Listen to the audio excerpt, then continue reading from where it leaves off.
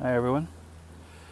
Today, I thought I would talk about the Weinstein effect with all the revelations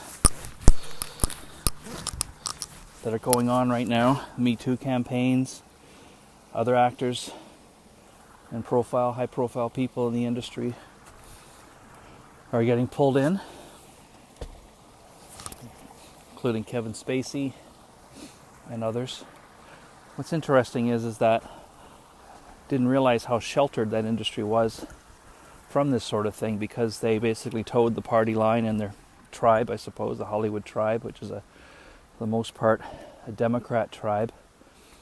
And you virtue signal, pay a certain amount of money, gives you a certain amount of status in the tribe, and for whatever reason people make the decision to not report, especially young people, women mostly, but there's some men. And young people make the decision, you know what? Too powerful, too much of a high status in the tribe. I suppose you could call it remnants of our tribal past, I suppose. But what's the Weinstein effect? How's that going to affect things going forward?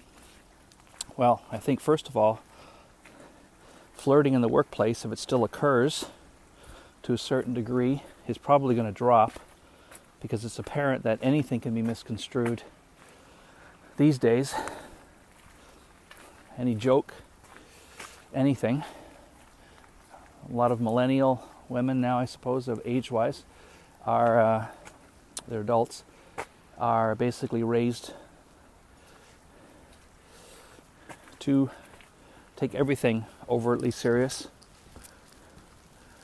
What's that going to do? Well, a lot of marriages, a good percentage of marriages and relationships start in the workplace. So I would argue that there's going to be less approaches, other than maybe the most pickup artist type men. So any guy who's just works hard and maybe an average looking person with an average body type, no weights, is going to have to sit back and say, you know what? Can't be done. So that'll affect relationships if it goes off in this tangent still, I would argue. And let's go to meetings. You have a meeting, it's definitely going to be open door now. I've seen that discussed about any meeting with a young woman, any single woman, like by herself, is going to be an open door meeting. I've even heard Silicon Valley CEOs, there was a targeting campaign, not sure about this, I never researched it other than one article, where apparently certain feminist groups were trying to go after those CEOs. So a lot of them won't take meetings unless there's another person in the room, period.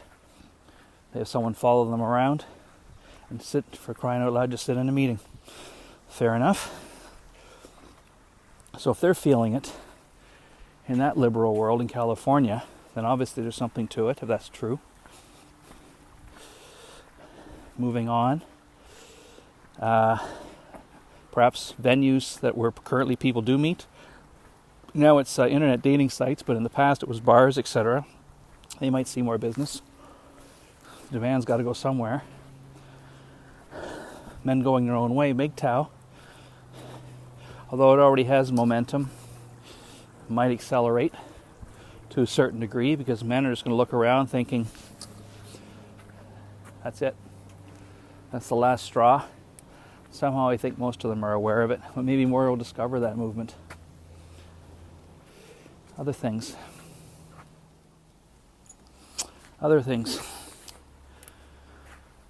include,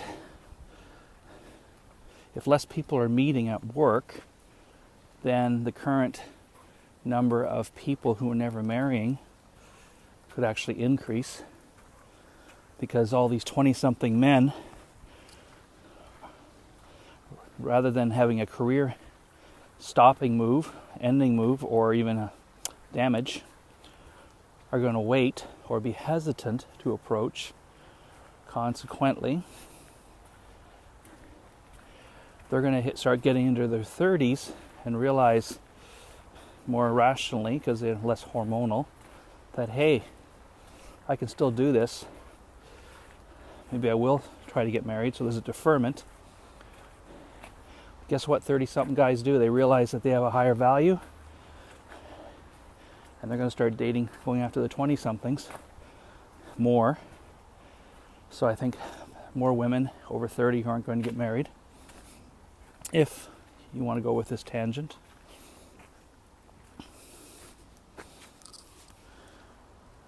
And finally, do I think that this may actually be the moment in time where women decide to take on more agency in their life? Other than the most naive Midwestern pretty girl who showed up in Hollywood and maybe wasn't aware of Weinstein, some of these names that are coming forward had to know because of their connections, etc. I'm thinking Gwyneth Paltrow. I can't believe, though it was when the internet was just rolling up, I can't believe that there wasn't rumors floating around. So consequently, maybe women will have more agency and say, not going to do that, and then complain about it later. It's much like myself, who has made the personal decision regarding movie stars who are always trying to, the price of admission into the Hollywood Democratic tribe, my theory, is that you have to praise that tribe at all costs, even if it's ridiculous. Perhaps they'll actually sit back and say, you know what, I'm not going to take that meeting, because this is the danger if a person like that could even develop going forward. But let's pretend it's possible. Can that person do that going forward? I'm going to say things have to change, but this might actually be that time in life where, unless you're a 14-year-old guy, something about being a guy in your 20s, you just have this realization, I'm not going to do that, or I'm going to do that, and you make decisions accordingly. Women thought they probably could control the situation, and they couldn't, and they're acting like they're repulsed right now. Although I never saw pictures of the guy in that age, I imagine he wasn't much different, so I wouldn't exactly call him a 10 in the looks department.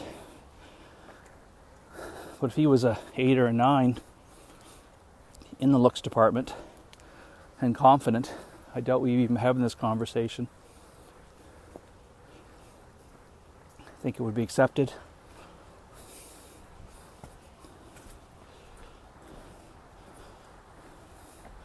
And yeah, he's creepy, I suppose, is the term that's used, and doesn't earn that beauty. That's it.